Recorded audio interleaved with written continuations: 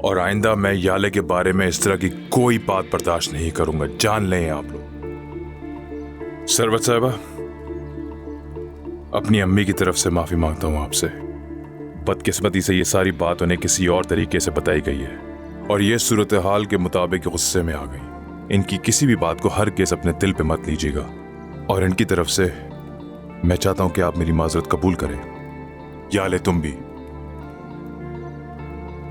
तो प्लीज आप लोग सब बड़ेपन का मुजाहरा करें और इस बात को खत्म करें, क्योंकि मेरी अम्मी इस बात को भूल चुकी हैं।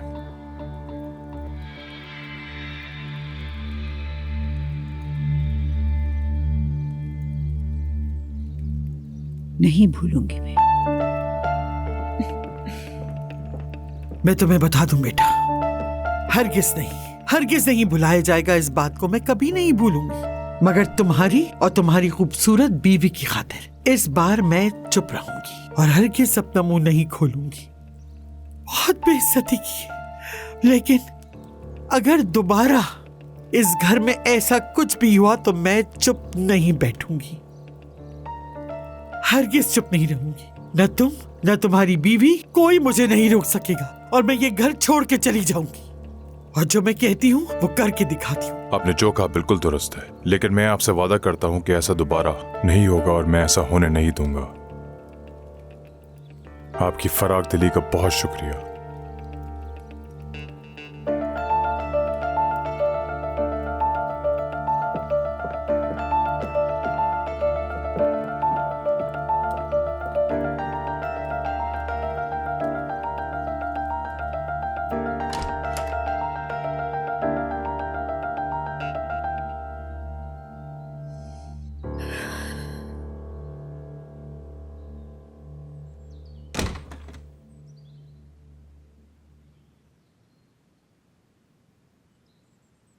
हाँ, तो अब मुझे क्या वजाहत दोगी तुम? मॉम, मैंने कुछ भी नहीं किया है।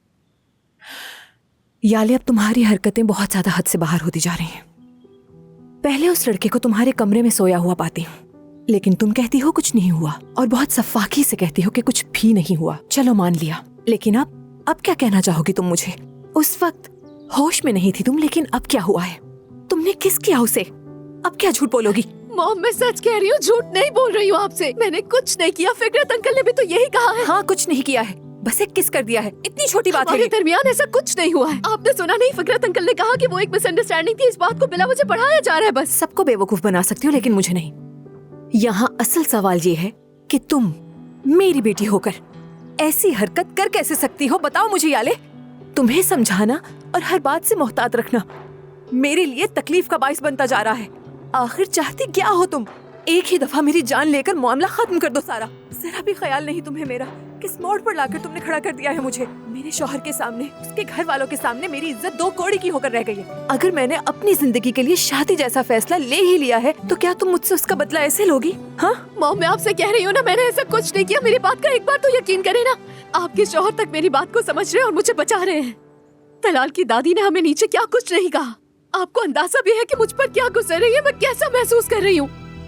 सच तो ये है कि आपने मुझे कभी समझा ही नहीं है मॉम। आपने हमेशा मुझ पर अपनी मर्जी मुसल्लत की है और हमेशा मुझसे अपनी ही मनवाती हैं। मैं आपसे बार बार कह रही हूँ कि मेरी कोई गलती नहीं है, लेकिन आप नहीं सुन रही। अच्छा, तो कसूरवार मैं हूँ। खुद गलती करके सारा कसूर मुझे देना चाह रही हो तुम। उस औरत को और उसके घर वालों को, सबको मेरे ऊपर उंगली उठाने का मौका दिया है तुमने। अगर इतना ही खुद को मासूम समझती हो तो यहाँ से सोचने की कोशिश करो। कोई भी कदम उठाने से पहले 10 बार सोच लिया करो उसके बारे में। देखो याले, मैं अब तुम्हें खबरदार कर रही हूँ। आइंदा के बाद फिकरत के घर वालों तक तुम्हारी या तलाल की ऐसी कोई भी बात पहुंचती है तो तुम ये बात भूल जाना कि मैं तुम्हें हमेशा की तरह माफ कर दूंगी।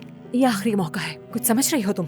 अभी तो तुम फिकरत की वजह से बच गई हो, लेकिन जब तक मैं खुद नहीं मालूम कर लेती कि इस सब के पीछे असल हकीकत क्या है, तुम इस कमरे से बाहर नहीं जाओगी। तलाल तुम्हारे करीब नजर नहीं आना चाहिए मुझे। आई समझ में बात? ये तुमसे आखिरी बार कह रही हूँ, ज़हन नशीन कर लो।